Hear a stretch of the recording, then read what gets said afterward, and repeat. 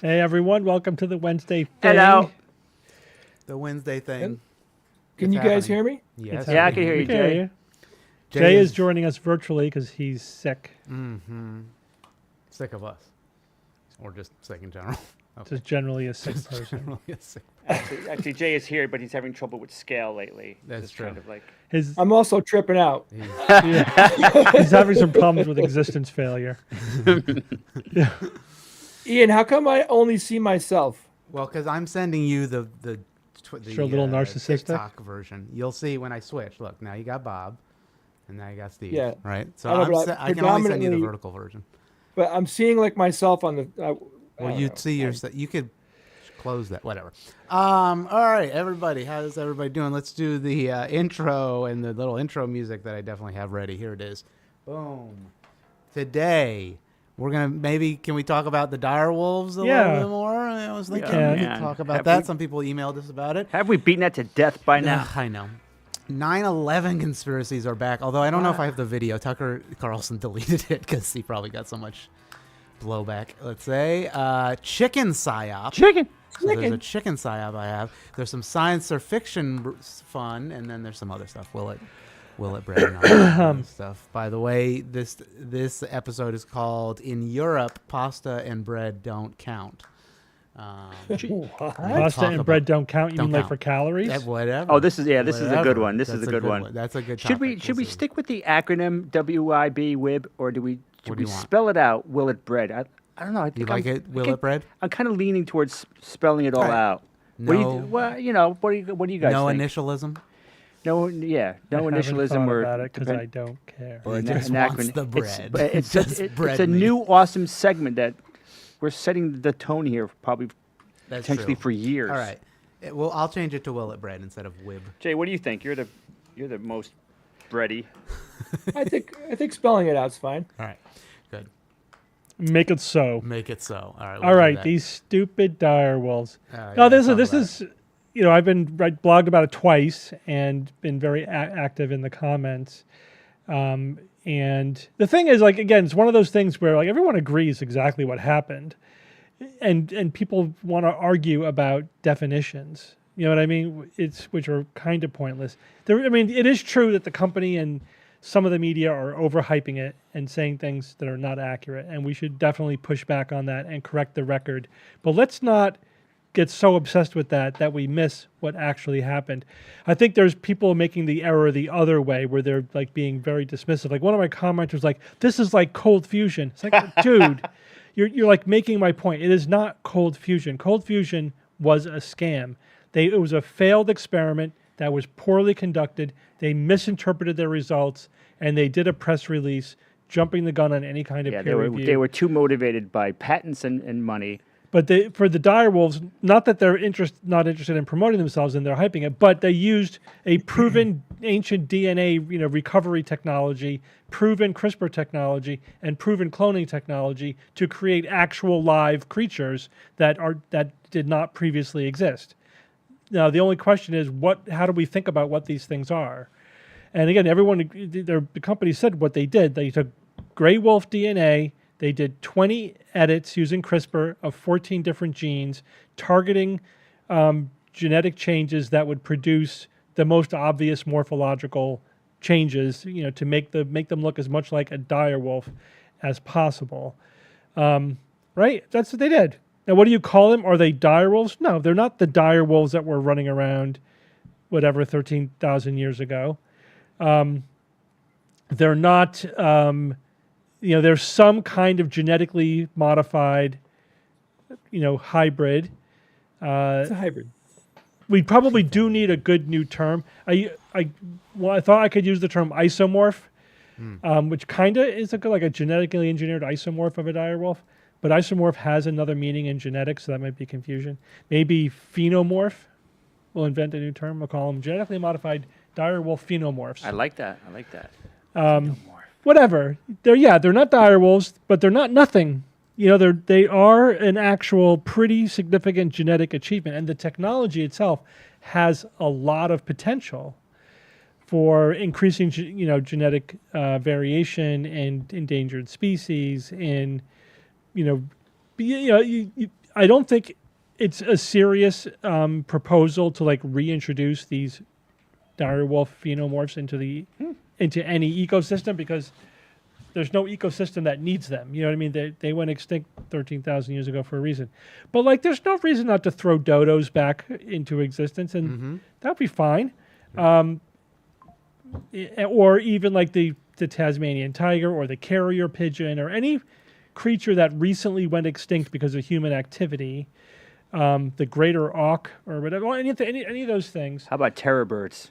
Ooh. That's a different proposal. But that's what I want, man. That's a big one. Anything else, like dinosaurs, which is maybe not be possible, terror birds, dire wolves. We're talking about using them to populate some kind of a preserve or, eco sanctuary or something like that, but not released into the wild. Did you know that terror birds dominated what's nowadays North America? For 2 million years. They were the king, man. They were so cool. Love them. Yeah, but then Steve, mammals took over. Yeah.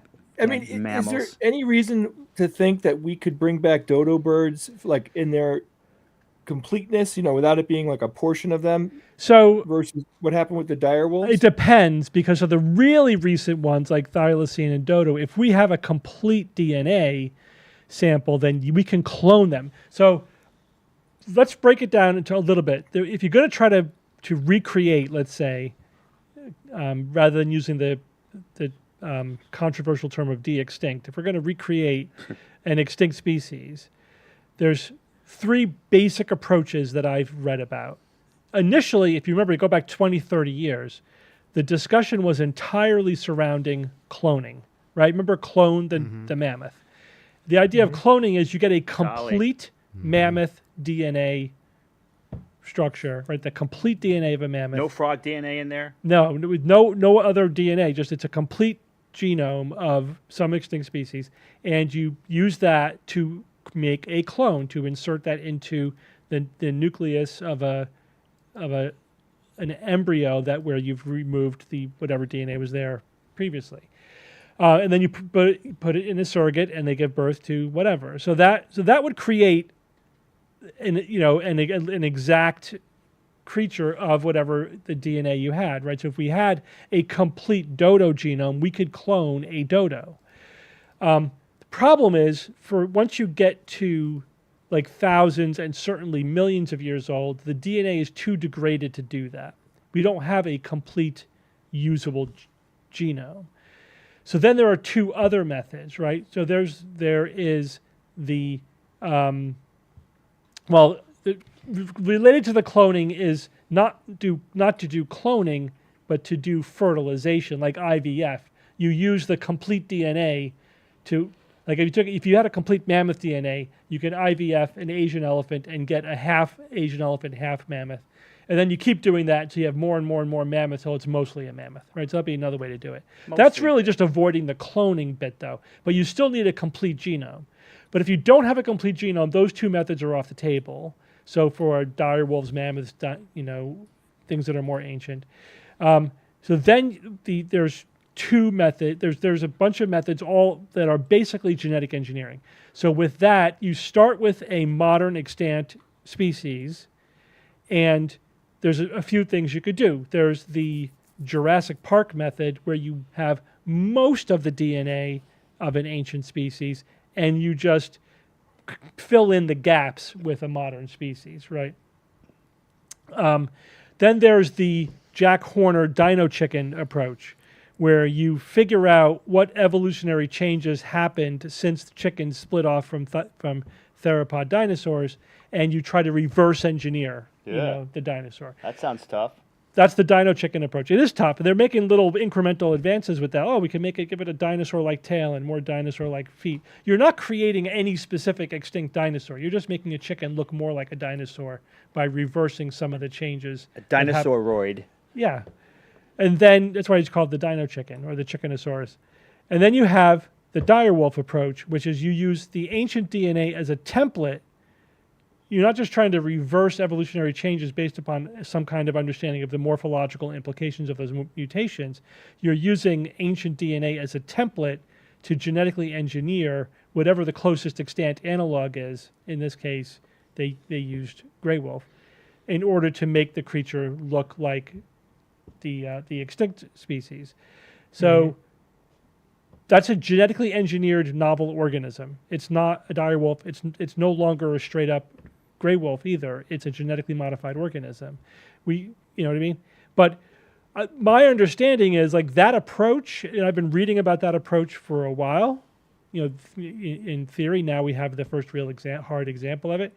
Is like this is the start of the process, right? The goal is to keep doing it, to keep making genetic changes until you get really close to a dire wolf, And at some point, it's never going to be a dire wolf, but at some point the differences become really minuscule, But I don't know what the plan is and if they plan on doing that, but that certainly is possible.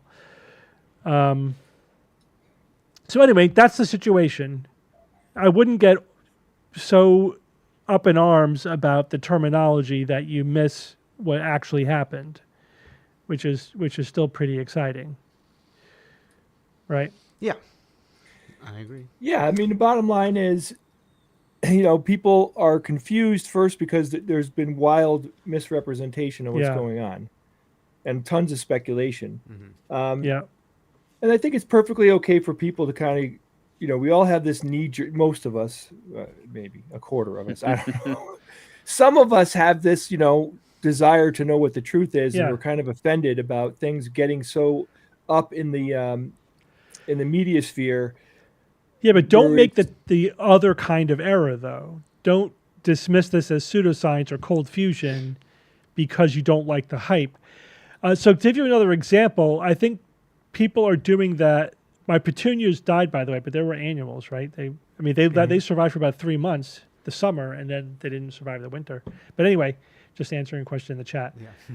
I've heard a lot of people harsh on AI for the same reason. They're overreacting to the hype. It's like, yeah, I get it. Of course, Silicon Valley is going to be hyping their technology and downplaying problems or risks or whatever. Yeah. And we need to call them on that and try to be as realistic in our description. But don't make the other kind of error where you say it's all just hype and it's all smoke and mirrors or it's nothing new, nothing to see here.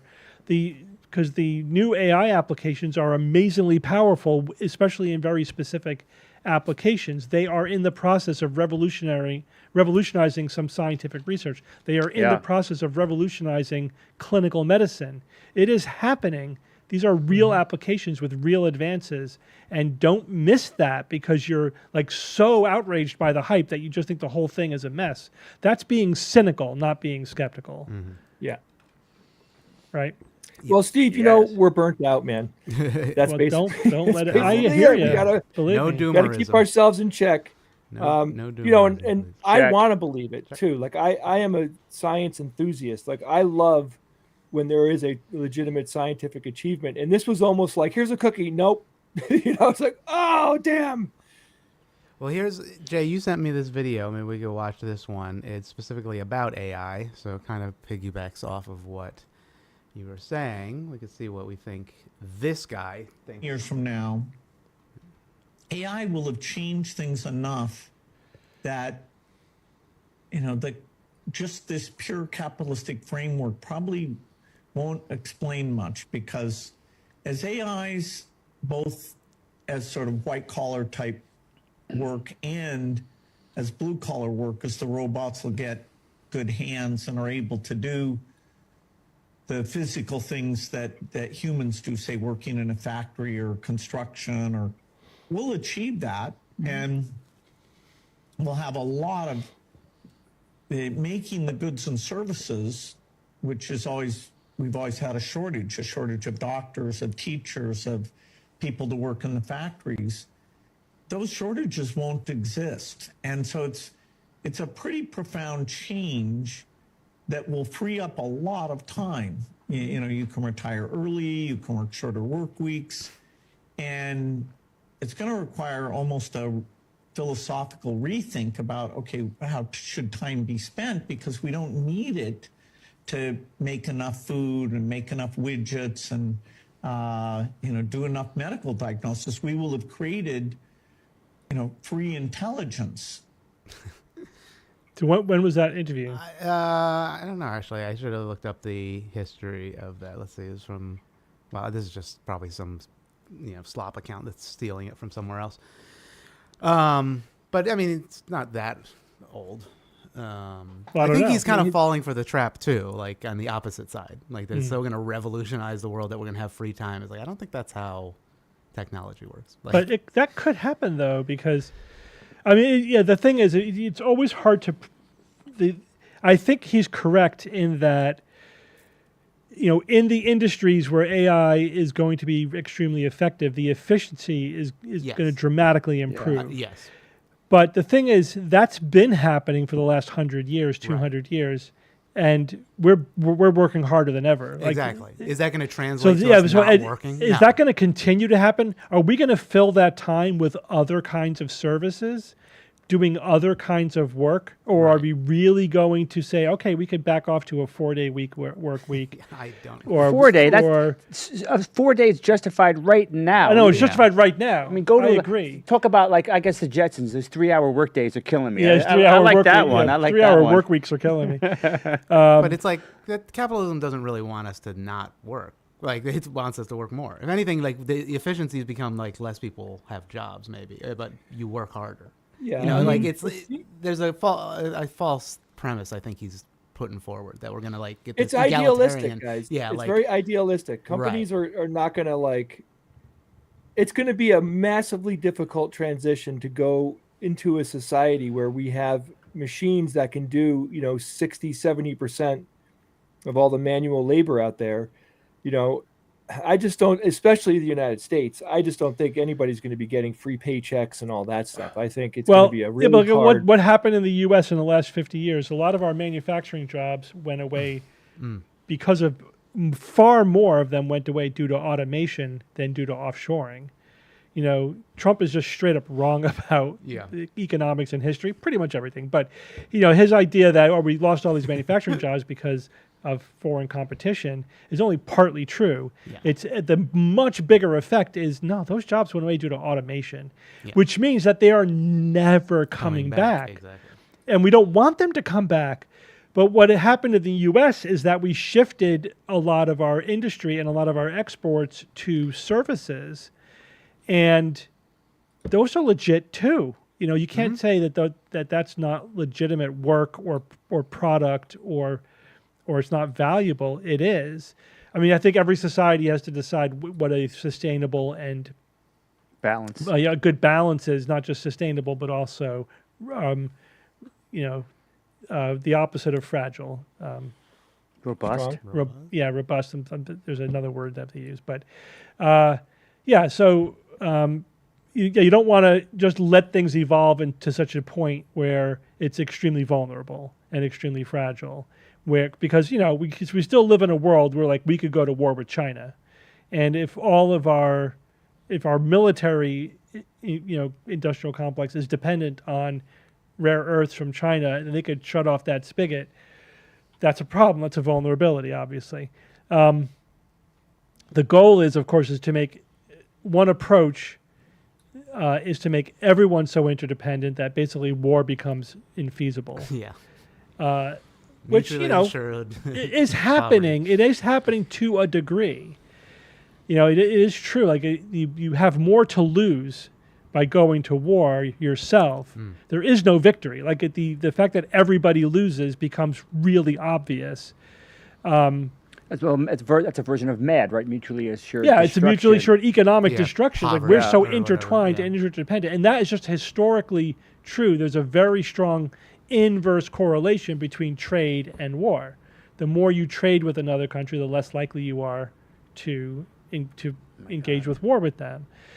Right? I think it was some economist phrased that as the more goods cross borders, the less likely troops are to cross borders.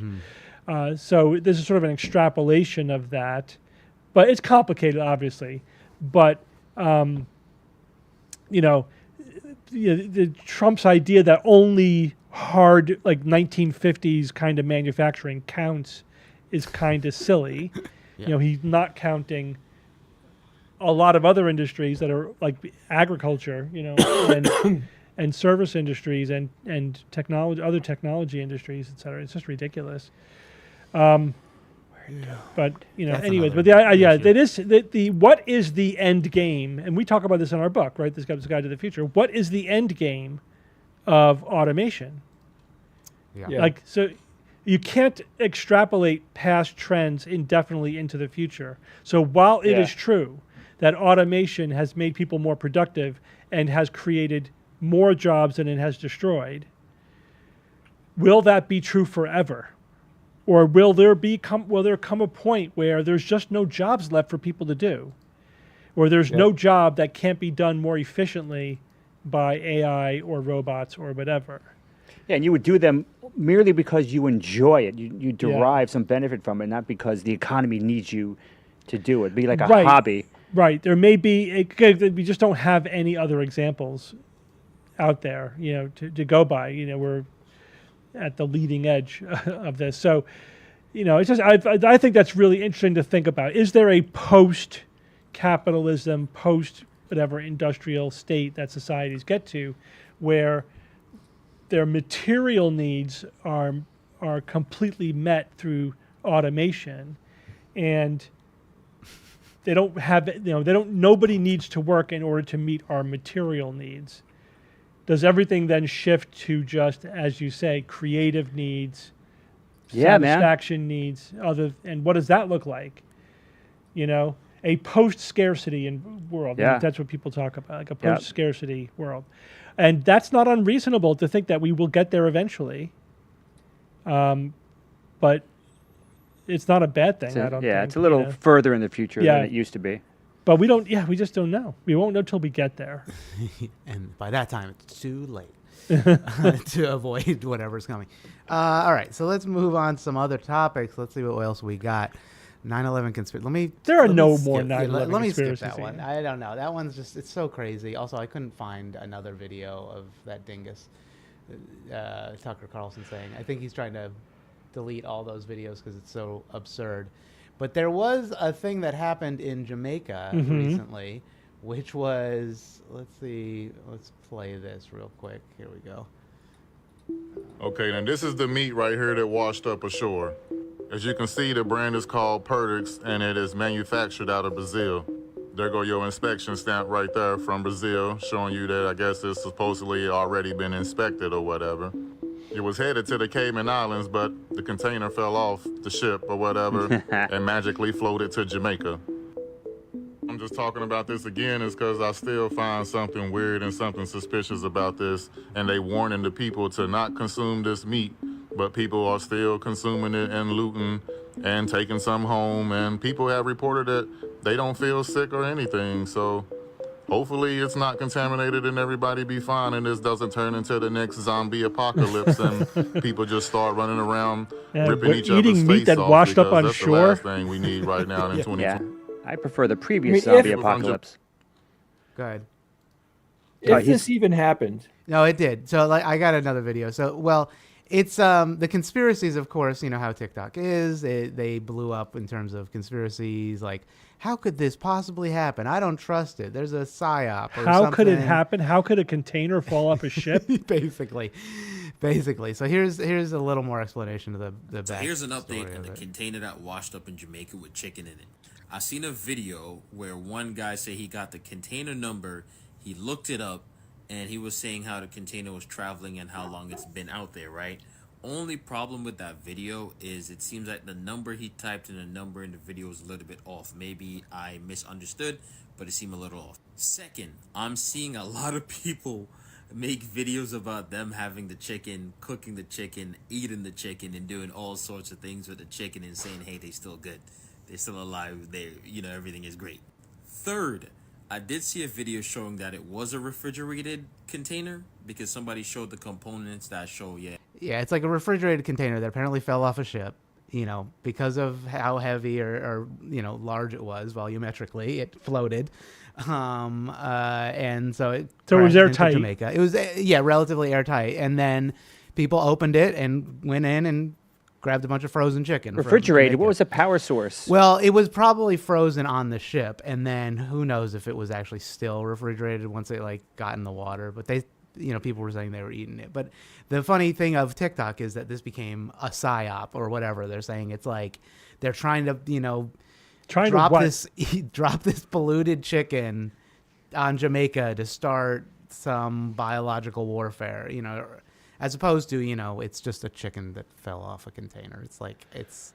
Now, would you eat it? I guess is the question. Would you? Depends how hungry I was. Yeah, I guess if it's free chicken, it's free chicken. You know what I mean? In a way, it's there's a lot to say about this nothing burger. Okay, Yeah. So what? This thing fell off a boat. People, who need food, who are probably having, no jobs or don't, are desperate, sure, they took it. Like, there is no conspiracy here. The guy's saying this is very suspicious. Like, what? It's bagged chicken that fell off a boat. What could you possibly concoct that, what do you think happened? You always have to. Yeah, it's always a good question. Walk me through what you think is going on here. Rather than, I'm just asking questions. Isn't this suspicious? This seems weird. That doesn't make any sense. Tell me then what you think happened. As the people keep forgetting that shit happens, weird shit happens. Right. People lose sight of there's over 8 billion people on this planet. Anytime you hear a statistic about how much of anything is happening on the planet, it's always this massively huge number. How many containers are shipped around the world every day, every week, every month? Every now and then something's going to fall over. I mean, something's going to happen. Dozens. Yeah, it's just crazy. The law of large numbers. The law of Crazy. Weird shit should be happening all the time. If it didn't, then that would be an anomaly That would worth be the investigating. anomaly. Yeah. Free loot crates. There is no they. There is no mysterious they that are engineering anything odd that happens for some completely made up bullshit reason. Right. What's that expression? Attribute crazy shit not to what is it, malfeasance, but just Malice, but incompetence. Incompetence, Right? yeah. It's like, Do not come on. attribute to malfeasance what is easier explained through mere incompetence. Yeah. Right. Because fun one. incompetence Or just abounds. random shit. It's just random shit happening. Just random stuff. The only question here is it safe to eat that chicken? True. And, that depends on, as has been said here already, what was the state of that chicken when it fell overboard? How long was it at sea? Yeah. Mm-hmm. And did the container leak? Was it contaminated? Mm-hmm. If these things were frozen and the seal is intact, they're shrink wrapped in plastic and Yeah, I mean, maybe for a couple of days, it would be fine. Well, it depends on how cold was it in there when they how when they cold cracked it and open. how Yeah, I mean that's a big. how good of a a it's seal. not impossible, especially if you cook it thoroughly. Chicken of the sea. That's true. You know, You chicken of the can sea. go bad very Whoa, fast. chicken of the sea, nice one. Yeah, if, you know, What if took us so long for someone to say that? Cook it thoroughly. It may be Maybe safe. 'Cause don't I f- wouldn't trust it. Yeah, but because don't forget, you can kill all the bacteria you want, but after a while, toxins have been built up that will not be destroyed by the heat. Depends on the bacteria. Not all bacteria excrete toxins like that, but some do. Some do, and if you don't know, then the heat assume it's doesn't- there. Heat Assume doesn't it. take it away. Yeah, but like salmonella doesn't do that. So if it was like just salmonella, you just cook it well enough, it'd be good. Yeah. That's what I try to tell our mom. It's like because she's great. She's so much fun when it comes to food these days. It's like she basically the expiration date of food is not even a guideline. It's just like it doesn't matter. They gotta put something there. Like no, mom, this is 12 years out of date. I found this. I found some spice that was 12 years out of date. When did she buy it? 2013. I mean, it was just like, mom, and trying to explain to her that just killing the bacteria, that's not even good enough because they create some of them can create the toxins that you will then eat. Oh my God, it's a thing. It's such a frustrating thing. And then the guy brings up the trope, zombie apocalypse. It's like, he's clearly stretching to make content here. Yeah, the next zombie apocalypse. Right. The next one. That's true. He did say the next. It's like, all right. But can we have a first? All right. Let's go to the main story at hand that some Europeans were yelling at me for putting a pasta stuffed bread on the thumbnail. But pasta and bread in Europe, why does it not count, Steve? Do you understand? Is there some science count as what? behind As it? bread? Just count. No, he opened. Yeah, well, let's listen to his opening Let's listen to statement his here. opening statement. You actually lose weight eating pasta and bread in Europe. Eating a bowl of pasta and a basket of bread here, and you just feel like you want to go to sleep and you're in a bad mood and your gut blows up like a tick.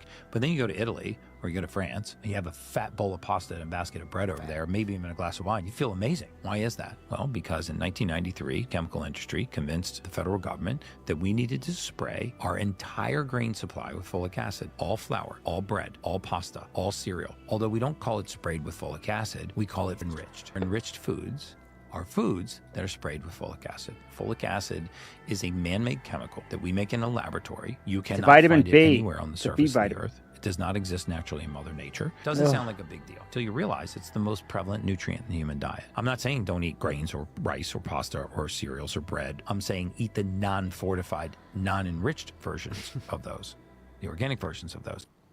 All right, It's a B vitamin. I Yeah, was the in guy's nuts. Italy. I was in Italy the end of last year. Italy and France. I had plenty of pasta, and he said, "You feel great." Yeah, you feel great because it tastes so goddamn good. That's why you feel great. I still gained weight. That's so ridiculous that It's just folic nonsense. acid is preventing you. Now, the reason why there's folic acid in a lot of these foods is because it's an enrichment, but one of the main reasons is because it prevents neural tube defects in babies, which is the neural tube is basically your brain and spinal cord, right? It's like they're the early stage of the brain and spinal cord. So this has prevented, they say, about 1,300 of these defects every year. So that's one of the main reasons why they're doing this. And there's study after study has shown that this is the impact. It's a beneficial impact, and it's not harmful in the ways that this guy is describing. It's just ridiculous. I mean, right? And there's also other benefits potentially for folic acid as well that maybe are not as... Well, it's a vitamin. Vitamins, Yeah. by definition, your body can't make. You need to eat it in food, and there is a critical, biochemical disease associated with being insufficient or deficient. So we need folic acid. I mean, turning folic acid into a boogeyman is ridiculous. Right. What an ignorant moron. And that guy the is. reason why they take a B vitamin and turn it into the state known as folic acid is because it's stable. You can cook it, do anything you want with it, it's still going to be effective, whereas other forms of B vitamins won't necessarily be as stable. So that's why it's folic acid. Yeah. And no other form is as good as that. I mean, show me some studies or evidence that it's There isn't bad. any. And the idea that he's saying that you don't gain weight because there's no folic acid, it's like that's just so beyond ridiculous. I mean, it's based on nothing at that Yeah. point. It's just nonsense. Yeah, he's the king of just saying whatever. We'll get him on a podcast, I think, that guy. So we have some flood updates. You want to see? I don't know if you saw there's the Tennessee floods recently, but here's an interesting. We watched last week. Some guy filled his restaurant. Yeah. And then we look at this one now. Here's a family. Oh yeah, I saw that. You saw this one? Wait, there's no water in there? There's no water in there. They built a levee around their house. Awesome. I love it. So they had a couple tractors and they just pulled up and built a whole wall around it. Let me see. There was another How many one. feet of water is that keeping out? I think it was like That's impressive. It was a lot. It was, Damn, man. If you're looking Damn. for tips to protect your home from flooding, Yeah, that's what I try just the family that lives in this house. This astonishing aerial footage was posted to social I love those media people. showing the Yeah. entire landscape flooded, save for one home. That's because the family that lives there installed levees, and it's been doing so ahead of major flood events for years. Mm-hmm. This part of Tennessee was hit hard by record-breaking rainfall and a Gotta slew feel of good about severe that storms. investment. Yeah. Things could Right? get About even owning a worse with the backhoe or nearby whatever. Mississippi River All right, in which major episode of flood Star state. Trek The Next Generation does that absolutely remind you of Oh. right now? Right out. Oh. No idea. Come on. no. There's an episode where the Enterprise comes upon this planet where the entire planet was devastated by some attack except one house and their property. There's an old man and an old woman living there. And they're like, how did you survive? Did you help the aliens that destroyed your planet? And the guy was kind of like very evasive and trying to get them to leave. Turns out the guy is like an alien a super powerful alien that fell in love with this human woman. And they were living on this planet. And when the aliens came, they were destroying it. So he, in Put a a force field up or something? whatever. In a fit of anger, he destroyed those aliens. He destroyed not only every alien on that ship, he destroyed every alien like that in existence in the universe. Genocide. Just killed. He was pissed. Trillions of them. He killed them because they killed his wife. Because that was just a duplicate of his wife that he conjured. I see. So you don't remember that episode? It No. was, memorable apparently. A little bit of an overreaction. Yeah. Oh yeah, A little bit. Yeah. I think he's got anger issues. Yeah, I remember Picard saying, we have no law to judge, you for a crime of such a magnitude. So they just left him alone. But this guy was like basically Too big to fail. basically Q-powered. I mean, the guy was Yeah. like ridiculously overpowered. I was trying to find another video they showed them with the backhoes, but anyway, that's there's They- strategies out there. It is. I saw a product that they're making that you could basically an air-filled bladder that you put around your structure. Then you fill it up, and they inflate, and they actually work extremely well with keeping water out. So it's probably a lot cheaper. I mean, not everyone can do what that guy did, Yeah. but if you have it, if you have enough money, you can get one of Air those. filled? Like what the pressure of Yeah. the air in that must be a lot to hold out water, right? Like, I mean, I saw the demo. It was pretty impressive. I mean, hey, what a quick and easy. You just lay this thing that's out, true. and fill. it's And fine. sure, I don't know what it costs though, but Yeah. but worth it. I'd buy that for $1. You put that around, yeah. But everybody for a can't do dollar. that because then the war's got to go somewhere. That's true. The water keeps going higher and higher. You got to keep buying more and more. It's a levee war. All right, so let's watch. I showed this for a second. Oh, let's God, watch this fucking guy. I need this fucking guy stinger. I'm gonna do that in a second. This guy. Next week maybe. Oh, So Jesus. TFG. you may have seen Blue Origin. Jeff Bezos's penis rocket. I mean, space rocket. It took Katy Perry up into space. They brought her back though, but let's see what this guy has to say about whether or not it's real, which kind of This guy's asks batshit the crazy. question. Yeah, it begs the question. Katy Perry went to space. Well, sure she did. We'll take a closer look though, and if you don't know why I said Katy Perry, stick around. I'll let you know. Not worth it. First, there's Yeah, just no. no easy way to say this. If you think this is a real rocket and it just happens to look like that, and they're not mocking how dumb they think we are, well, I mean, it's he time might to figure be. it out. Jeff might be And second, mocking if us, you but think this is a real rocket with real rocket fuel and rocket flames, and this is real and not just literal graphics, I'm pretty sure my Super Mario back when I was 10 had better graphics than this. I mean, just look, guys. I know This- 10 years it's old, not real. smarter than you, dude. It's legitimately That's not real. ridiculous. But this is what I want to show you more than anything in this Oh, video. and it is gets her worse. little Yeah, he just gets space worse. patch. Yeah, that one. You notice anything about it? No, I don't. How about now? Do you notice anything now? I still Oh, don't. no? Not yet? How about now? Oh, man. That's right. Her upside Oh, down is it upside space down? patch It was upside looks down. Yeah, upside down. exactly like Baphomet, a Church of Satan deity that all of these people Okay, like to cool. worship. All of This is these right from people. Google. I You don't know, can see Satan's how doing some Baphomet stuff, is I guess. I don't associated know, with praise- evil praise him. because it stems from its depiction as a demonic figure and its use as a satanic symbol, particularly in the Church of Satan. Yeah, do you really think that's just Demonic figures get too much hate. unintentional design? Yeah. I mean, that's a pretty specific design right there.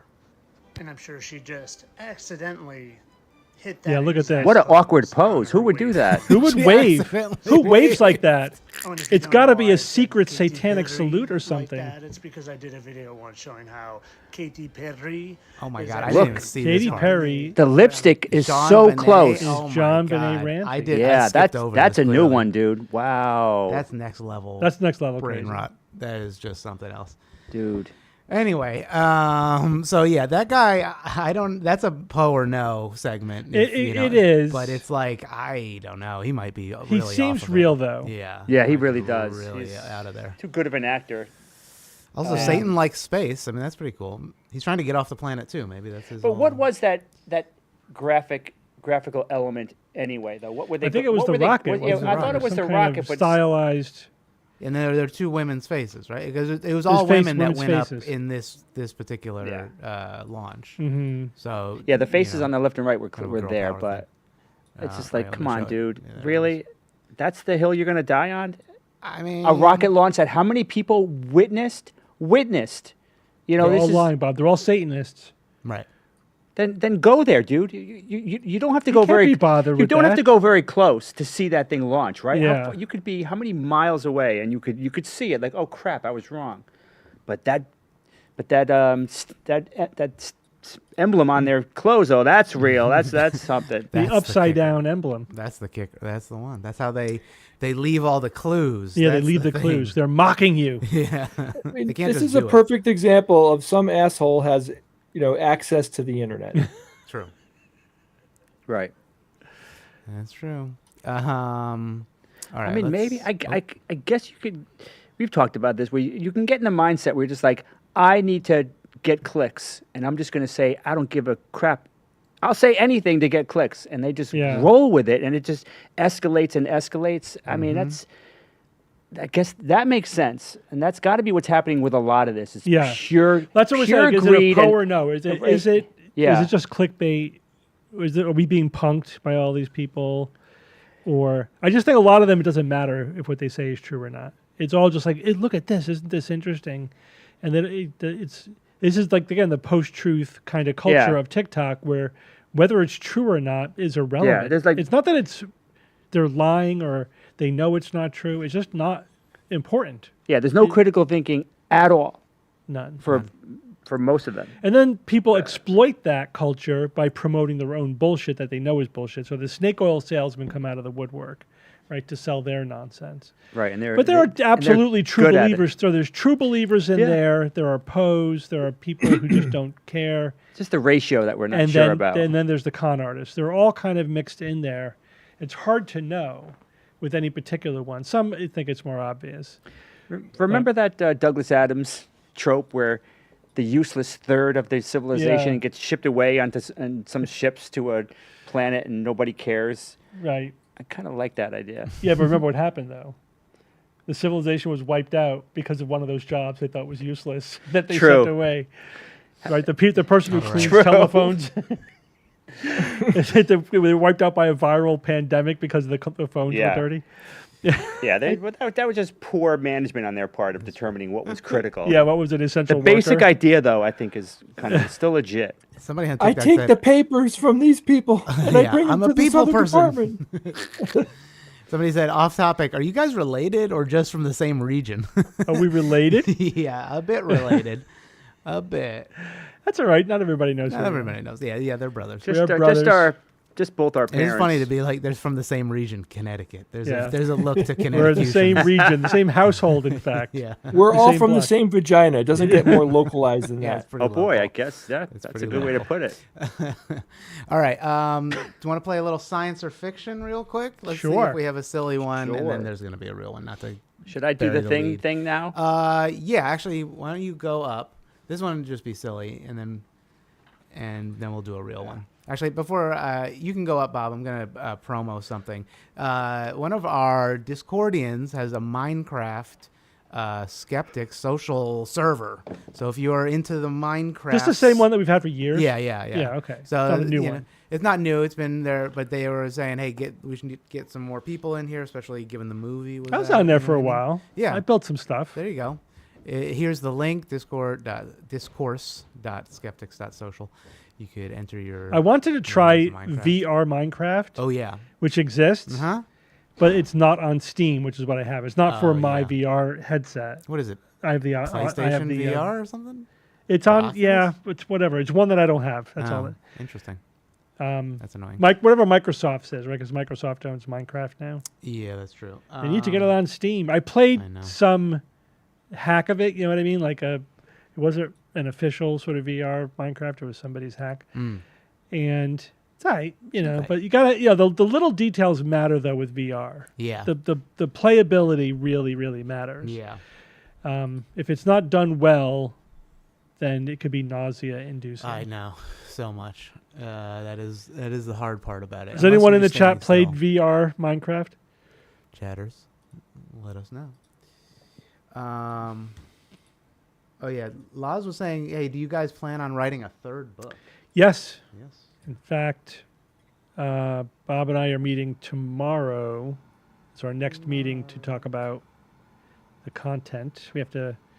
We're still putting together the proposal, so there's nothing. We won't say anything until we actually have a contract with the publisher. So right now we're in the proposal phase. All right. So let's look at this silly one. So That's a ship. Not to get. Yeah. It's the. Here. Well, Jay sent me this one. It was fun. The Titanic hit an iceberg. People say the Titanic hit an iceberg. But what if I told you it was warned from space years before it sank? In 1907, an astronomer gave a chilling message: something's coming to the North Atlantic. And when the Titanic sank, Earth was passing through a rare meteor belt, the cosmic ice route. Some scientists still ask, was that iceberg even real, or something far stranger? If this is true, the Titanic wasn't just a disaster. It was a cosmic warning. Fact or fiction? Tell me below. So science or fiction? Yeah, I mean that's why I selected this one, because this one I think is 100% constructed. Yeah. It's not a real person's voice. It's all just a creator going out there and making something up out of whole cloth, or hearing some wacky thing and then turning it into this content, which is literally, my opinion, like, I don't know, of the pseudoscientific stuff that I see, right? I think this is about 50% of the content is that exact type of video. Yeah. That's true. Yeah, just somebody making shit up, or just hearing something and then rolling with it, and just making it seem like it's their idea. Yeah. It's all a celebration of abject ignorance and conspiracy mongering. Yep, exactly. All right, well, let's get to a real science or fiction in that case. So one of our listeners made this little applet, which is a science or fiction website. So it pulls from the transcripts of the episodes, and takes the science or fiction items and lists them out, and then you can play and pick which one you think is the fiction. So why don't we go through them if you want to, see if you remember this. So this is from 2024, episode 996. That's August 10th, I guess. Item number 1. A new study finds that if the world's highways were covered with roofs of solar panels, they could generate more than 60% of the world's electricity and reduce traffic deaths by 10.8%. Item number 2, engineers have developed a method for heating the plasma inside a tokamak, right? Tokamak? I Mhm, can't remember. Tokamak, Yeah, Tokamak. A fusion reactor for about 1/10 the energy of current methods. Item number 3, scientists outline a new method for warming the surface of Mars that is 5,000 times more efficient than existing proposals. What do you guys think is the fiction? Mention the listeners that, yeah, they deserve credit. Let me find, see if they wanted me to say what their name is out loud. Well, Jay, you want to go with it first? yeah, I mean, I remember. You remember some of these. I don't remember the answer. I just remember that we talked about the highway one. Mm-hmm. And my response to that is that it would be amazingly expensive to do what is proposed.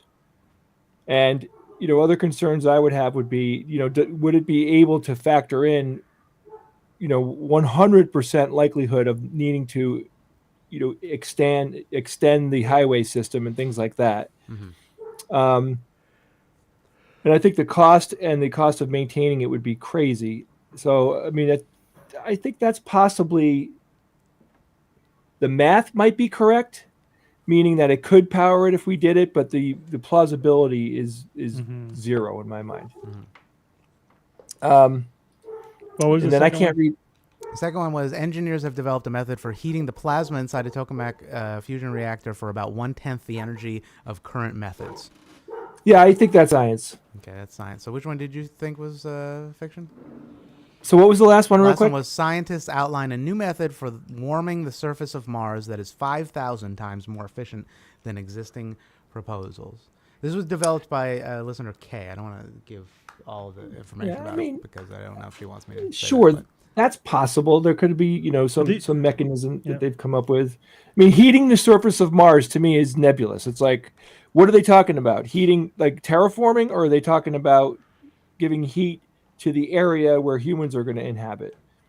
I would imagine that it's the terraforming idea because it just reads like that. And I think that could be science. Sure, they came up with a new way to heat things. You know what I mean? Like that's not. I don't think that's that big of a deal or a Just stretch. a bunch of bombs. Yeah, I'll share the link in a second. Chat. Steve, any thoughts on this one? I know it's like. Are these all as I wrote them initially? That's a good question. I should confirm with her about whether or not they are. I think they are, but I mean, they all sound familiar. they sound relatively, yeah. And if I recall, I think the one that was fiction was because of math. An order of magnitude. Yeah, I think I did a situation? more order of magnitude thing. I think it was the Mars one. The Mars one. Yeah. Okay, let's do that. Yeah, that one seems like one that you would sneak in a little 5,000 thing. But I might have used that too because the number was shocking but true. Oh, okay. So here, we'll mark that as fiction. Aha, no. The fiction was engineers have developed a method for heating the plasma Tokamak inside one? the tokamak fusion reactor for about 1/10 the energy of the current methods. This item is fiction because reducing energy requirements to 1/10 compared to current methods is unrealistic given the current technological limitation of the tokamak reactors. The idea was based on a real proposal focusing on improving heating efficiency using microwaves instead of copper coils. So there you go. And then there's featured quote. Yeah. So also in our Discord, Seligman made the transcription bot. So I think this is kind of coming out of that too. It's not Seligman. This is a different person. But it's a fun little applet. I'll post the link. I'm hoping that they don't mind that I post it. I think they were okay with it. I think we can even do another one if it loads another one. Yeah. So it has a bunch of them stored in there. Not a ton, but you could play it at your leisure. Bob is still getting something prepped, which I don't want to give away exactly what it is, but I think we all know. Let me see if I have another. Oh, all right, he's on his way down. I can hear him. We were going to do Atlantis as a real TikTok, right? Yes. Okay.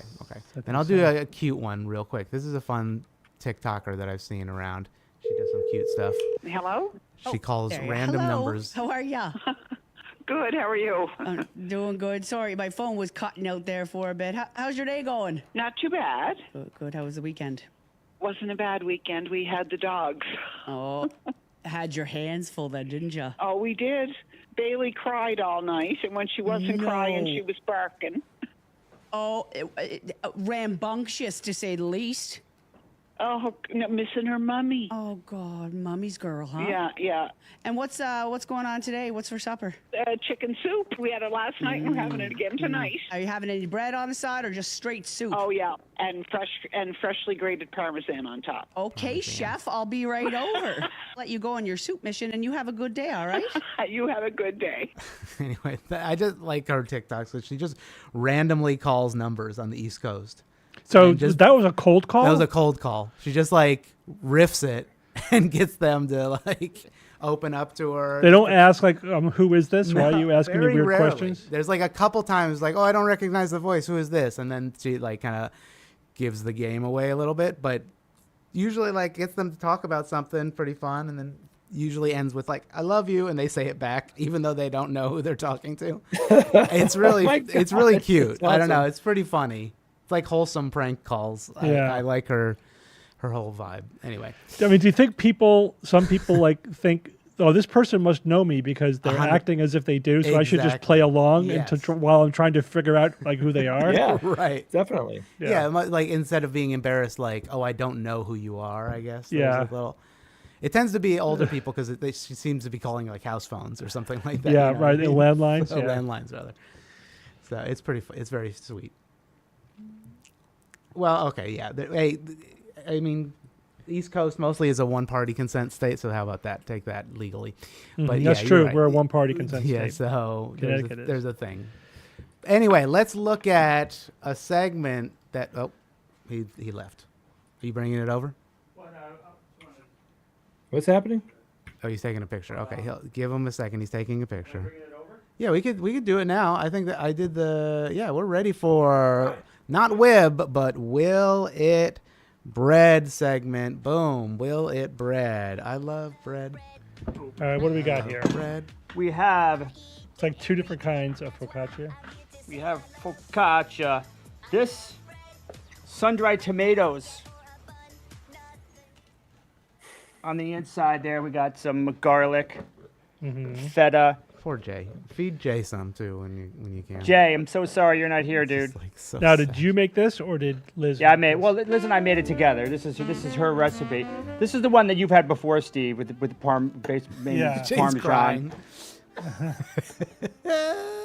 Parmesan and garlic, and then this one was I didn't bring any olive oil. Yeah. All right, Parmesan and garlic. feta, oregano. I'm gonna and go make bread. and sea salt flakes. Go make This one, the sun-dried tomatoes, is kind of an experiment. But I love sun-dried Smells good. tomatoes. You like that? It's good. Need some olive oil. Oh, wait, Go let get me your olive oil. cut I don't know to where that. your olive oil is. Oh yeah, go get some. If you want to get some. Also, I'm gonna steal some. Yeah, you're right, Olivia. I mean, but she probably calls back. She's like a famous radio personality. She probably calls back and is like, "Hey, can I was just goofing on you. Can I blah blah blah." Although I don't know that for sure, but whatever. It's a fair This point. one's better. But it's relatively cute. It's moisture. Oh God, not the TikTok. Stop. Really? This one was definitely, Confirm. Oh, God, definitely I didn't do the dough was definitely had a little bit of Toxic extra thing water, so it sucks. was definitely moister than this one was. Well, how is it, guys? this. Yeah, give It's Jay good, a man. play-by-play. They're both tasty. I think that this one's better. The, Sun-dried tomatoes. I mean, your explanations are horrible. What do you want to hear? Here, take some of this one too. You know, what's the bread texture like? What flavors are you experiencing? How is the chew of the bread?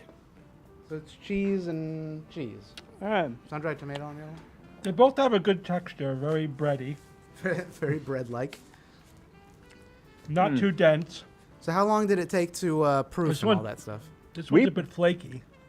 Yeah, we proved it in the refrigerator, which makes it take a little bit longer, but it was in the refrigerator for like 18 hours. And this one proved a little bit better than this one, a little bit more, but this was wetter. And then we put it in the pan and we put the toppings on it. Then we proved it for another couple hours, and then we baked it. Nothing like a good focaccia. Good. Yeah, I just made a breakfast focaccia a couple days ago. Do focaccia, then you crack a couple eggs on top, put some cheese on top of it, bake it a little more. Oh yeah, it's pretty good. They found evidence of at least the crumb structure is good. The precursors to focaccia, I read yesterday, 9,000 years ago, which is kind of crazy. But most often you'll find, maybe 2,000 years ago, and it's often attributed to the northern Italy Etruscans, but also sometimes what ancient is Greeks. The operational definition of focaccia. Well, also, Bob, hold up the crumb to the camera so they can see it. People want to see, like, towards your camera. Whichever one looks good, yeah. Well, more into. Hold on, let me put it on your camera. Well, This camera. See it? Yeah, let me see the top of it too. There you go. There you crumb, and then give them a little top action. I shouldn't have said it like that. Yeah, there you go. That's it. Very nice. This one's just Parmesan. It's not as distinctive looking as the sun-dried tomatoes. But it's initially I think it was more of a flatbread when it was created, but now it's more of like a fluffy flatbread because it's not. I mean, it's not thin enough to be a real flatbread. I think it's best described as more of a fluffy flatbread. You put yeast in it, or you just yeah. Oh yeah. We used. Let's see, I wrote down exactly because typically we changed the type of yeast. We didn't use the instant yeast. No, we used the instant yeast and not the. Where the hell is it? Active dry yeast. Yeah. Like the other one. Yeah, we used the instant, not the active dry, because it was too old. But I love how focaccia. There's different regions in Italy where different cities they've created their own version of focaccia with a huge different array of different toppings that they might throw on it, and it's anything. They pretty much can throw anything on it. I think it's Liguria in Italy. It's like the area that's most well known for focaccia, but there's so many different types of focaccia. I like how you can just make it your own and do it your own way. Like I never heard of sun-dried tomato focaccia. I never heard of that before, and I think it's a cool idea. I'm gonna grab another piece. The same is true of flatbread. In fact, like what we think of as pizza is just pizza napolitana, right? It is the flatbread that was common in Naples, that was imported to the United States, and then took off in popularity there. But like all through Europe, Mediterranean, that whole part of the world, there was hundreds of different versions of just flatbread with shit on top. You know what I mean? With stuff on top. It's a very popular formula. This is very similar to that. All right, so the sun-dried tomato on top, or in the mixture, is topped with feta, oregano, and sea salt flakes. And the Parmesan focaccia is Parmesan and garlic on top. So you just lay out your bread that you've let rise for a bit, and then you put the stuff on top and then bake it. Yeah, but the sun-dried tomatoes though were mixed within the structure of it, and then the other stuff was just all on top. Do you put anything on top of it? Like, you put any water on top or anything, or actually, we did a brine on the sun-dried tomato on a little bit of a brine, but we didn't want to add too much water because it was already, not as viscous as the other one. But I think this turned out a little bit better. So I think because it was actually hard, the classic dimples. You could see some of the dimples in this one. The dimples were actually wasn't working because it was kind of sticky and it wouldn't leave the indentations. But when we put oil on top of it, and then the dimples really took, so that to give it that classic, indentations to hold some of the flavors. So, the first bread I ever made. And you baked it for how long? What, 350? Yeah, like 350 for, oh geez, how long was it in there? 45 minutes? Okay. Something like that. All right. Yeah, pretty good. All right. I wouldn't know. He wouldn't know. But you're going to have to... I blame your daughter. That's true. You're going to have to to get for having children. That's true. You get sick. That'll learn you. That'll learn you. Learn them something. All right, so focaccia. I don't know if we we could distinguish between the two, but maybe you take it as a wash or like as an average between the two types of focaccia. How do they compare, do you think, to the other breads that we've tasted in this Will It Bread segment? They're definitely towards the top. Mm-hmm. You like it, right? They're both solid. Yeah, not necessarily. I mean, if you felt this right out of the ovens, oh my God. Yeah, of course. I tried to put it in the oven for just a few minutes and just really can't recreate that. I'd give it an A. Yeah.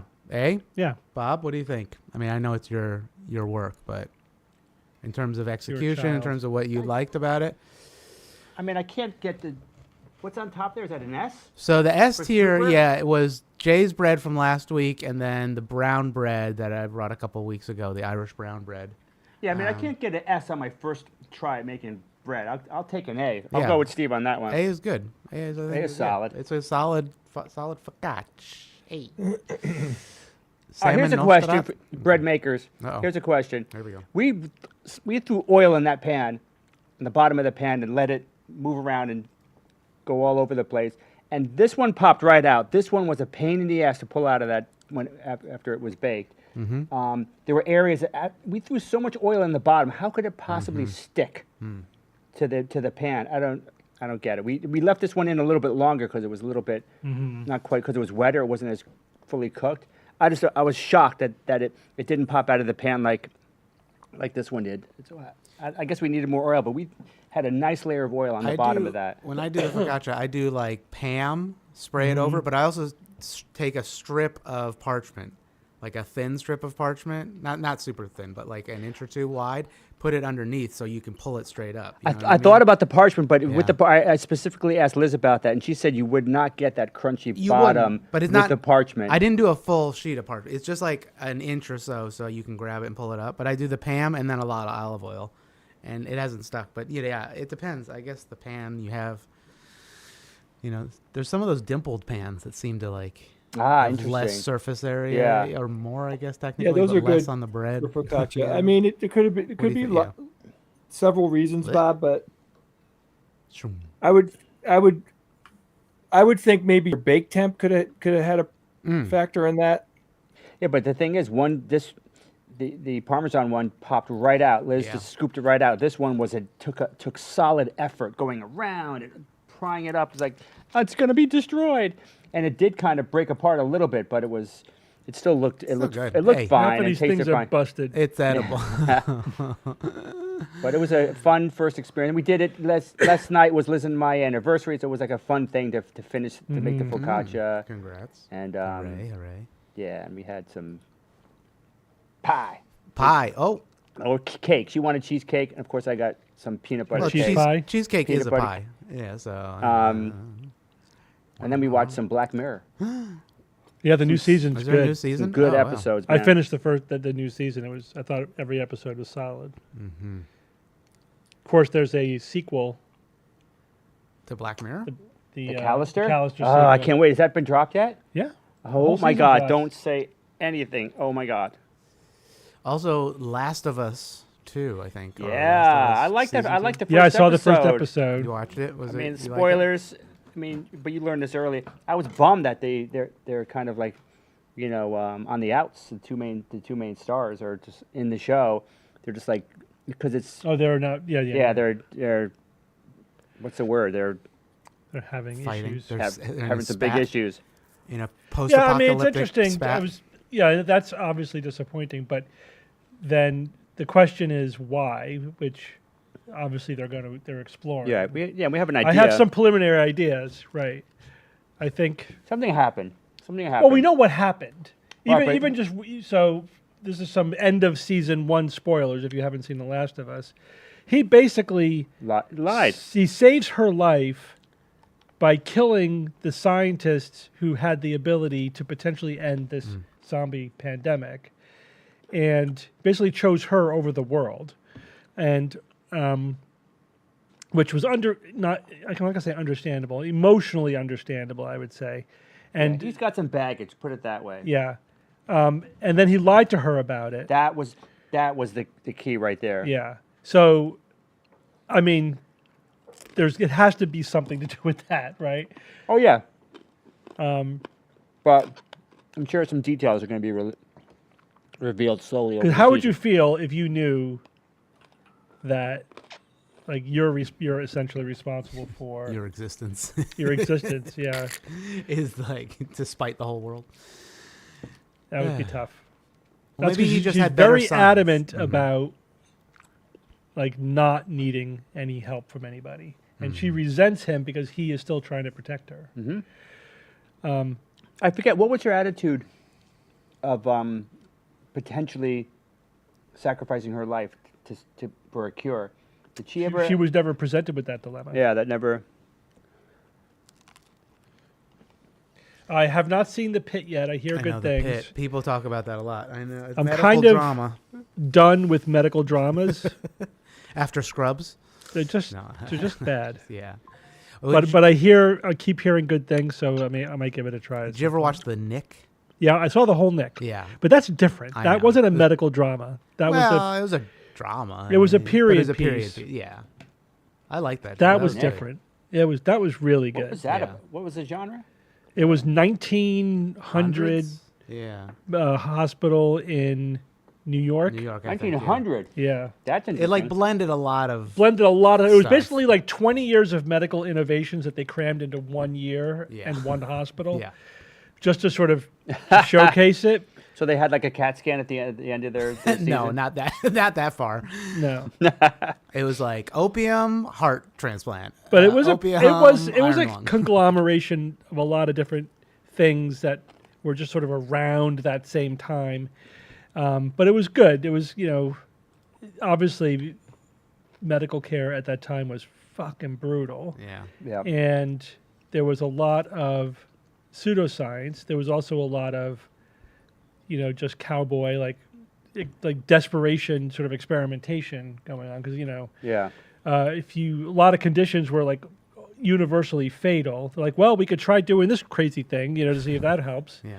Yeah, worth it in such dire situations. Yeah. It reminds me of the Dune, the Dune prequels, where all the interesting technology in Dune happened in this one scenario in the prequels to Dune, where the folding space, and the and all the other things that we take for granted in the Dune universe happened in this one story in one period of time in the prequel.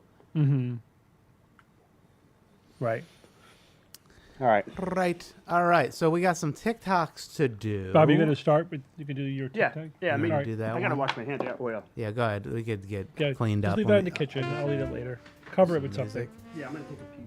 Some music Of here course. as we go. So Have to we'll clean do a up the discussion first, right? Back and forth, and then I'll fix up the thing. Remember, everybody, NadaCon 2025. It's like a month away. NadaConCon.com. You can find it there. Still some VIP. Actually, wait, are there VIP tickets left? There might be a VIP ticket left. I think there's we added a few, and there's I've been writing my talk. left. Still got a lot of work Uh-oh. to do, but I'm in it. There's still more tickets just for normal. There's no more board meetings. Those are all sold out. There's also single days if you wanted to come just for a single day. Feel free, Friday or Saturday. Or et cetera, et cetera. So there you go. Go to NadaConCon.com and you can get it. Also, we released the private show in Lawrence, Kansas. Yay. So there's the extravaganza, which is also in Lawrence, Kansas. And it's probably going to take place at the same place, Liberty Hall. But the private show will be earlier that day, we believe. If not, we'll adjust accordingly. But there it is, Lawrence, Kansas. Feel We free. have several other events that we are in negotiation for. That's true. We will keep updating you as things come online. We're working it. Please do Europe in the summer one year. Well, that's one of the things that we're in discussion. Well. Spain. España in the 2026. August 2026 for the eclipse. That's right. That's on our list, but we have nothing final. Yeah, Nothing final. but that's a big one. We like pairing it with celestial events, so to Mhm. speak. All right, so we'll do discussion mode. It's this one, right? The Eddie. I was gonna say Eddie Hall, but it's not Eddie Hall. It's Eddie Bravo. I guess I'll go, guys. Right, this one. You gonna go? Yeah. Okay. All right, Jay, feel better, man? All right, Steve, I'll call you in an hour, right? Yeah, what's the? Do you have the hard time? 2:45. 2:45. Dose. Bye, everybody. Bye, Bye, Jay. everybody. Say bye to Jay. Say bye to Jay. Bye, All right, bye, we're good. Jay. Yeah, we have an hour.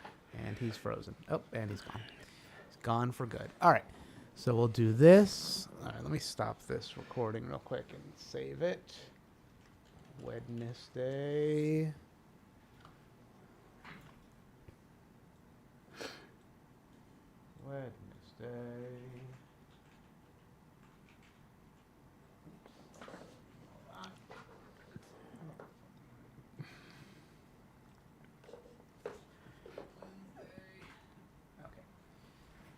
Go. That's going there. You want just the first part, presumably, of this, right? I don't know. That's what you're thinking. We'll put Bob on blast for this one. Is that my fan? It is. Stop it. Sorry, computer fan is going crazy. Are we doing this as a TikTok? Yeah, right? Yeah. I mean, it'll be a discussion, so I'll switch back and forth between Yeah. the two of you, but we'll watch this for a little bit. It's just not going to be the same layout. I'll show you Bob first. All right, here we go. Stand by. Did every space documentary, all the series. I had them all. Joe had them all. We watch them all the time. I tried to remember all the about a neutron star and a super hypernova. I was me and Joe were deep into space. Beyond Venus, 93 million miles from the sun, is Earth. Its great oceans forming the clouds and air currents which warm and irrigate the planet. I thought I was better than people because I knew so much about space. And every now and then I'd watch all that and wonder, what? This is all cartoons. And every now and then I think to myself, it's weird that we're not watching any actual footage of space. It's all CGI. All DVDs on space are all CGI. There's nothing real. And everyone watches that. They believe it. The narration is all programming. What's above us and what we're on, we're being lied to. Whenever you want to, you can start. So let me get this straight. This guy's was surprised that we don't have actual footage of deep space. Like, I mean, when we're showing a picture of the Milky Way galaxy, that it's CG, like that surprised him. I mean, should we just not have special effects? I mean, special effects are a thing. They're important. I mean, it's cheaper than actually going out there and taking real footage. But then he extrapolates from that. So first of all, like, why would he have believed otherwise ever, right? And then he said when he finds out that that's not real, then he extrapolates that to the stuff that is real. Like the pictures where we actually do have actual photographs, actual video, you know, places where we sent probes with cameras, like on the surface of Mars and the moon, and distant planets in our own solar system where we sent a probe to Pluto and we got back pictures of Pluto. But that's it, right? There's near Earth stuff, and wherever we sent probes, we have actual pictures, actual footage. And of course, that's always highly processed, right? You know, even when you take a camera with your digital camera, unless you have a camera that gives you the raw data, which most don't, high-end cameras do, and you know how to work with it, you're not getting raw data. You are getting highly processed data. That's how digital cameras work.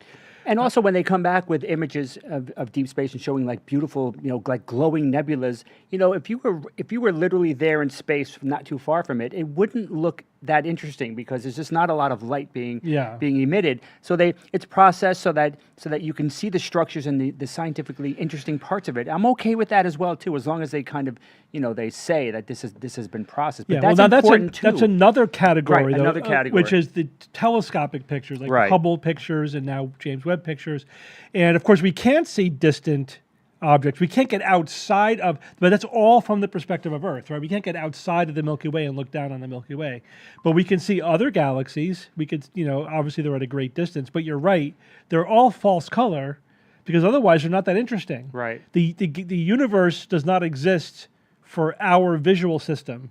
right? Right. Our visual system evolved to be useful on the Earth and in the lighting from our sun and whatever, not necessarily to optimally visualize interstellar nebula or whatever. Or even Jupiter. I mean, I'm sorry, it can be potentially boring, but what's really scientifically interesting is not the colors that you may or may not see. It's the structure and where the structure comes from. That's what's scientifically really interesting, not the colors that we could potentially see with our limited eyes. Yeah. So it's kind of a nonsensical way to dismiss the mountain of evidence of what, we've been investigating space for hundreds of years, and with obviously increasingly with modern technology, with telescopes and other orbital James Webb, stuff Hubble. like James Webb, and also NIM probes, et cetera, radio telescopes, all different spectra way outside the visual spectrum. Gravitational wave detection, which is other ways as well. Oh my God. X-ray astronomy, radio astronomy. Multi-messenger astronomy is huge and important. And we're building a pretty significant, image of the universe that we live in, the visible universe. It's a lot of data. But these guys, but why aren't I seeing real pictures? Like there's somebody out there with a camera or whatever. It's just like so naive. Yeah, I don't know what his beef is. Yeah, and well, again, TikTok is rife with people who just want to think that they are engaged in a conspiracy to lie to everybody for some make up your nefarious reason. It's just like the narrative that makes clicks on TikTok. But it's all childish nonsense. Yeah. Like you can't, it collapses with even, cursory examination, But if you're really interested, all this data is out there. There's a tremendous amount of astronomical data, of space exploration data out there. It is fascinating. You should see what's actually there rather than listening to idiots on TikTok. And astronomy and cosmology and astrophysics amazingly fascinating. If you're fascinated by it, dig deep and you will always be amazed by it. Very good. All right, so somebody was asking about, do they live broadcast that shows Earth live? And it's like, actually, yes. And I have from the ISS. From the ISS. This is actually a live stream from the ISS. Now, this one pointing out, obviously, so it's like it's got a little bit more enhancement to try to like see stars and stuff like that. So what else? They have some pointing in though. But they have some pointing in, like this one. There you go. So that's pointing down. It's not a super wide angle, but I think they switched to a bunch of other cameras. But this, like, look at those two clouds. They're identical. That's CG. Ah, CG. That's true. What does this say? What other videos did you select? Text. I mainly did the buoyancy gravity one. Yeah, which one was that on, the buoyancy gravity one? We could do that one together. The video stream space ground audio will resume. Yeah, tell me which link. Anyway. What's the one with the guy saying that there's no gravity? Oh, good question. Let's see. Let me pull that one up. Anyway, bing, bing. Whoops, bing, bing. Let me just pick up those TikToks for today. That is not it. Jesus, where is it? I'm looking at the wrong one. TikToks for tomorrow. Star Forts, pasta bread, Atlantis, does grounding matter? Cholesterol is a lie. The sun is local because of zoom lenses. Was that the one? No. Resonance? No. The brain blinds you, cut rocks, Roman soldiers, direct sunlight at night. Resonance but godly? It wasn't that one? No. That was the frequency one, was it? Am I going crazy? It was in the list, list, I saw it too. It was one that was labeled as flat Earth. I don't have one that's labeled as flat. We've been hearing for Earth. Isn't it weird that every... Was it at the end of this guy's video? It could have been at the end of the space CGI. Was it like way at the end of it? I stopped listening to him because he's so crazy. No, that's the one we just did. No. No, but it might have been that one. Keep going. That was a long one. Yeah, scroll. It was 4 minutes. I did stop it at. Oh. We could do more of it. We could do let's see. I know what Bob wants to get more to. of it. Yeah, let's do a little more of it.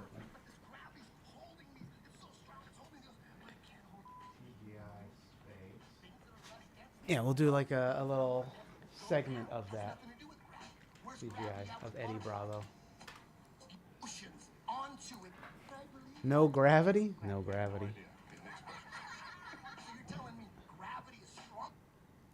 You are my density. I'm trying to find a good place to start. It's right around here.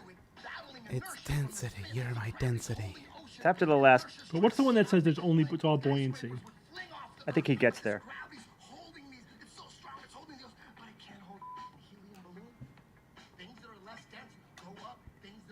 Well, there it is. There.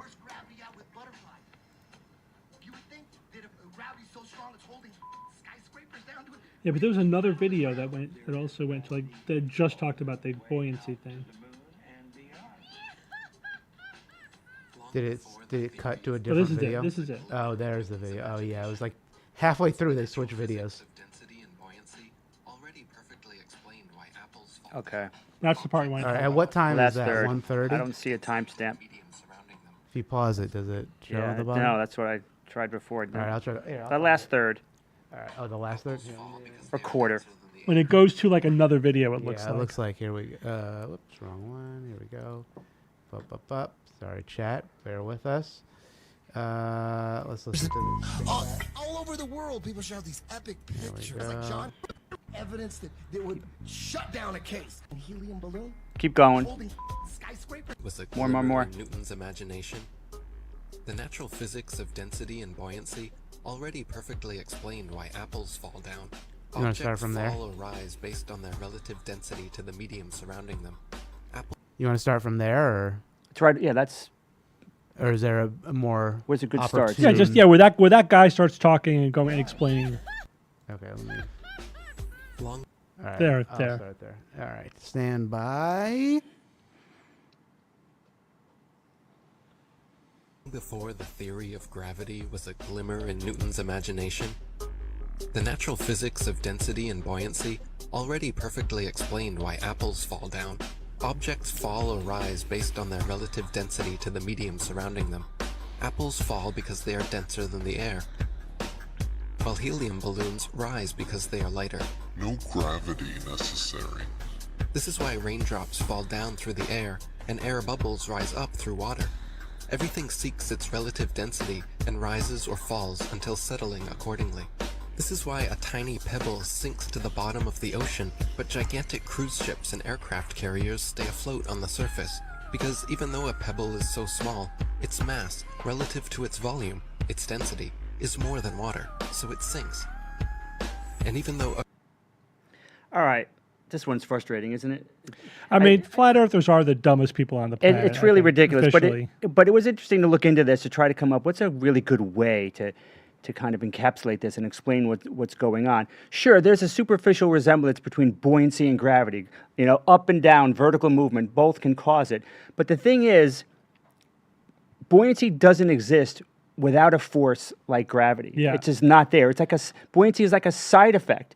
You know, It's a phenomenon, right? That was observed. They observed that things will float if they're less dense than the medium that they're in. Right. But Archimedes' it doesn't principle explain and all that. why that happens. Right. You need gravity to understand why it happens because of the relative forces that are acting on things. Right. There's the downward force of gravity and the upward force of buoyancy, and that's how things balance out. Right. What you need a force to create a pressure gradient. Yeah. And that's what's happening, say, in water, for example. There's more pressure at the bottom of the object that's submerged so there's more pressure pushing up than pushing down. And that's why, if the density is right and everything's right, that's why it's going to go up. But you need that force. Yeah, that pressure gradient needs to be created by a force. But you're thinking in modern terms. So you're thinking like in a Galilean, Newtonian notion of force, right?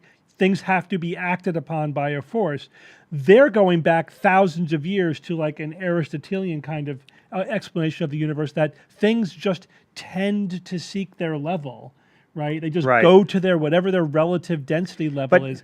They're not even thinking in terms of force. It's pre-medieval thinking. Like they're missing a couple of thousand years of philosophical and scientific advancement there. Right, exactly. And so what modern science has to say about this is that you've got that you need the pressure gradient created by a force. So bring this out into space where there's no gravity. What happens?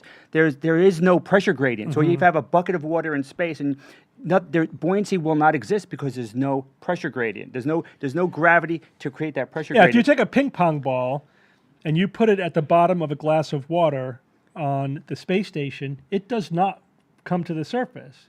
because there's no gravitational gradient there. Right. They're in microgravity. So here's a great example. Now you go into deep space where there is no gravity. So can you recreate it with another force? And you absolutely can. You spin. Imagine a bucket in space filled with water, and you spin it. So what happens is you don't have gravity, but you have a pressure gradient caused by fictitious centrifugal force from the perspective of the spinning bucket. So you could put something in that pressure gradient, and you would have a radial phenomenon, not vertical like on Earth with gravity, but a radial movement caused by that fictitious force, centrifugal force. So there it is. That's why you need a force like gravity on Earth for buoyancy to exist. Buoyancy does not explain or do away with the need for gravity. By the way, what Newton discovered, if you will, was not just that gravity exists. When he, the story of him witnessing the apple fall, it was not just, there must be some force that caused that apple to fall, because that was already kind of that was already known, if it were. That was the prevailing theory. His connection was maybe that force is the same as the force keeping the moon moving around the Earth. Yeah. Which, of course, how do you explain that based upon density gradients, right? Right. You can't explain the motion of the planets. You need gravity to explain the motion of the planets, which it does very well. Yeah. And that was sort of the insight. The forces acting on Earth are the same as the forces acting in the heavens, keeping the moon around the Earth. That idea that what's happening on Earth is the same as what's happened, like natural laws apply on Earth equally in the heavens, was also like an innovation of Newton. And so that was really the key insight there. Yeah, that was huge. Not just there's gravity, clearly, just putting a name to something that was already observed. Clearly a bright guy. Yeah.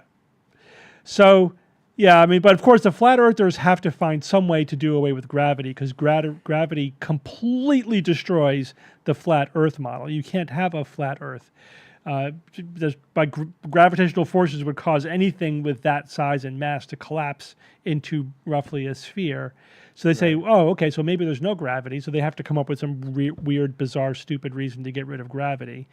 Of course, then they have to explain, again, how the universe works, and they really can't. They just don't really have. They just sort of make stuff up, or they say weird, dismissive things as perspective or whatever. They don't have a coherent model of cosmology. It's really all just completely, primitive, pre-intellectual, just utter nonsense.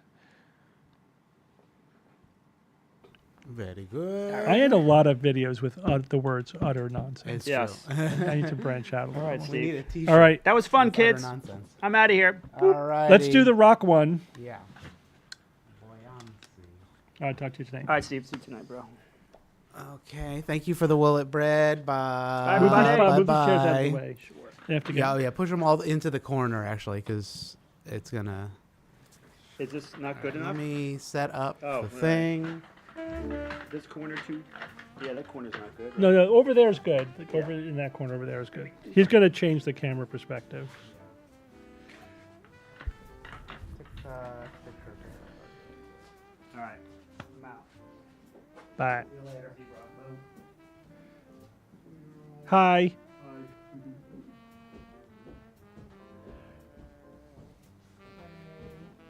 Some smooth jazz.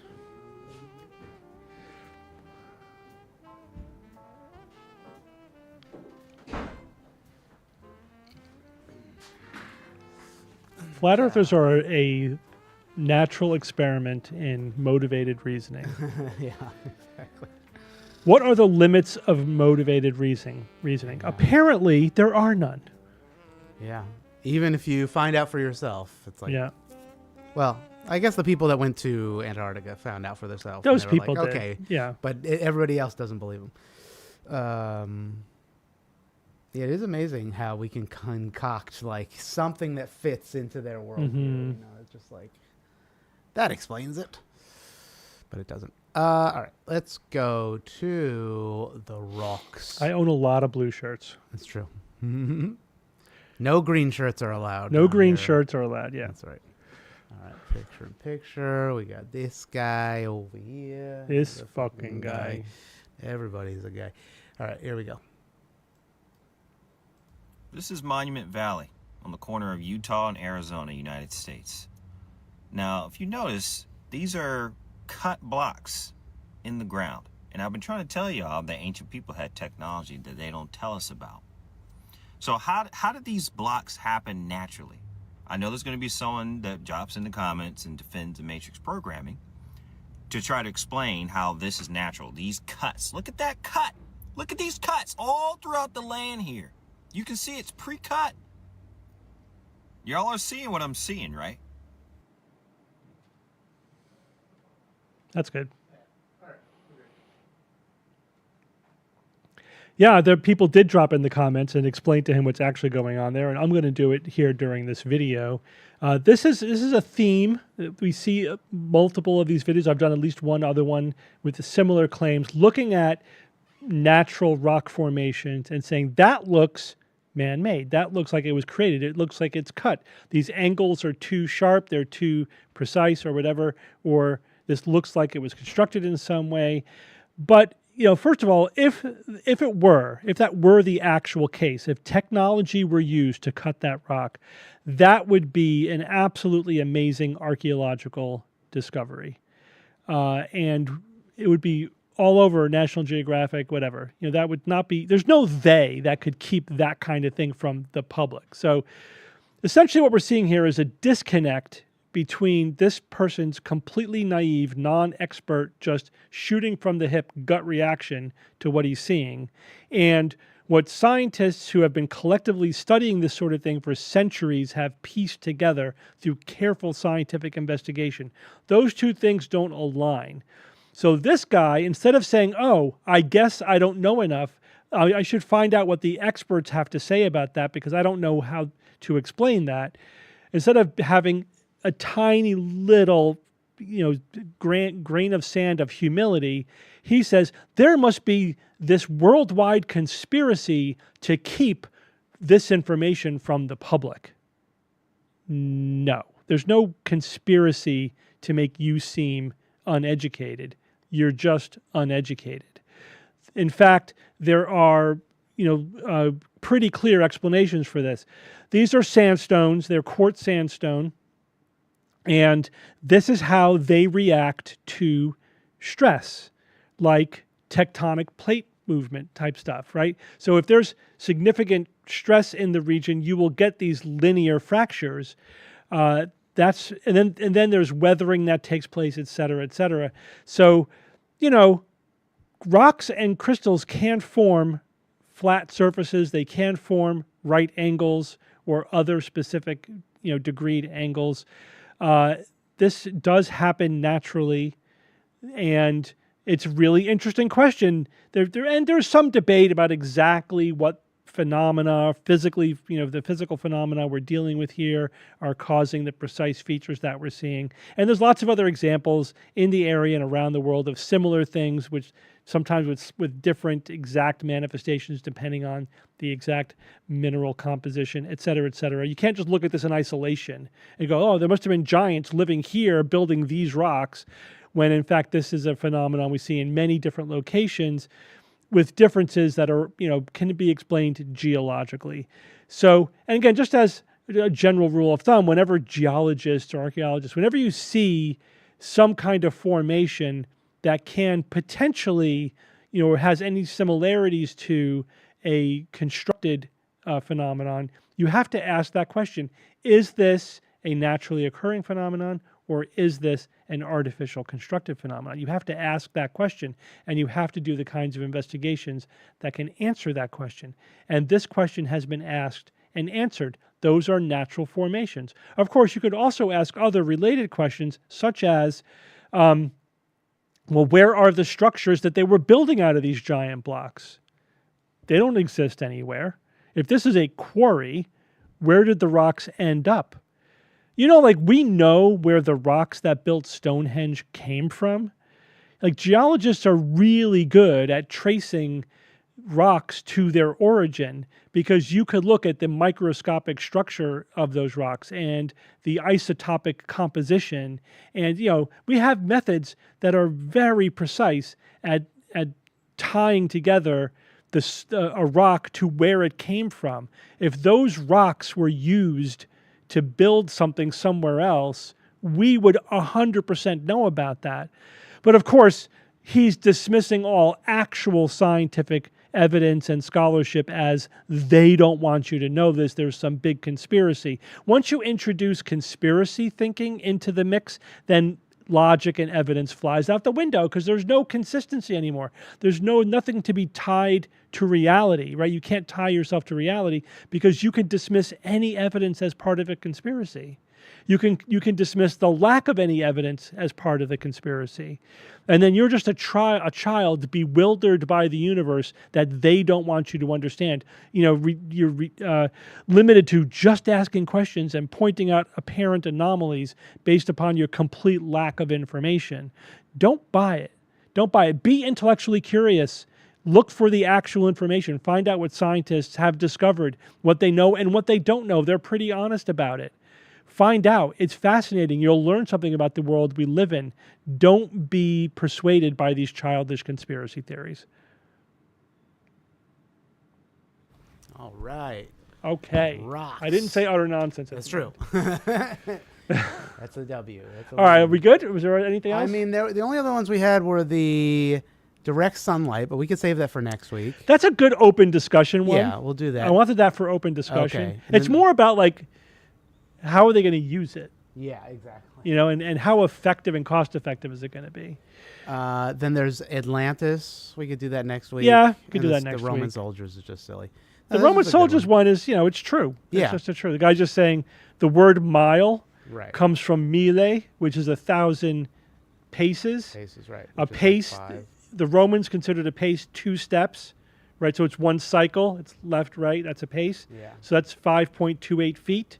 So that's why there's 5,280 feet in a mile, and a mille, 1,000 paces. Yeah. That's true. That's all true. He's just saying that and pointing that out, and it's, okay. That's interesting. That's interesting. Most people, I think a lot of people knew that, though, mille, mile. That's something. Otherwise, why 5,280 feet? It's weird. Or is it 5,180? I think it was, 5,280 is a mile, but I think there was some discussion online that I was looking up that it's actually 5,000 is actually the Roman one, and then it's 528 merges with some English. Whatever, it got tweaked at some point. Whatever. It's okay, cool. Who knows if they're trying to make an argument underneath that? Well, he did make an argument. He said, "Isn't it interesting that this bit of Roman culture still survives to today?" And that is fascinating. Yeah. Culture is remarkably persistent, and there's lots of things that we do and phrases that we say and things that people they forget the origin. It just becomes part of the vernacular, part of our culture, part of our infrastructure. We have no idea where they came from. And I love tracing them back and seeing how persistent these, I also read, I haven't vetted this very recently, but I think it's true. The width of a train track is 2 horses' asses across. Really? That's how wide they had to be. They needed 2 horses to pull a rail, to pull a car on the rail. And so it was basically as wide as 2 horses' asses. So sure, okay. Because that's how they made the rail first. It was for, horses were pulling the carts carrying the coal to the thing. And then, the rail system was not invented for a modern train. Yeah. So things like that, or the QWERTY keyboard, why, there's a whole story behind why we use the QWERTY keyboard. It clearly isn't the most efficient arrangement of letters on the keyboard, but it's cultural inertia. It's because that's the one that kind of won out early on, and we just do it because that's the way it's been done. Yeah. Right. Yeah, that's right. All right, let me promote one more time the Minecraft Skeptics Social. I had it kind of zoomed out, so let me do that. Discourse.skeptics.social. So go there. It was kind of, if you didn't see that link, if you want to join the Minecraft and get all Minecrafty with it. All right, chat. I think that's it for this week. If you have any fun stories, any fun stuff, make sure to tag us on TikTok or just send it in via email, the form, or tag us in the Discord. If you find some fun links that you want you guys to talk about, or you are watching Joe Rogan for some reason and he says something weird, send us a timestamp. That would be fun. And until maybe Friday, we'll maybe see everybody. I don't know what's happening this Friday. When's Easter? Not for a while. A couple weekends? I don't know. When's what? Easter. This coming Sunday. Oh, it is this Sunday. It is in 3 days so, or whatever. Thursday, Friday, so all right, 4 so days. we may or may not do Friday. I don't know. I don't know. Situation. Good Friday? Good Friday? I mean, I'm around. I'm available, but yeah, I don't know. We'll be prepping for Sunday. That's true. Yeah, so maybe everybody get prepped. Get some bread, bacon. We'll have some kind of bread. Some kind of bread. You have to. It's spiritual. We'll have multiple kinds of bread, I predict. Yeah. Okay, well, that's it. We'll see y'all later. Bye bye, everyone. Thanks, Ian. Bye bye. Hit the end button, and there we go. All right.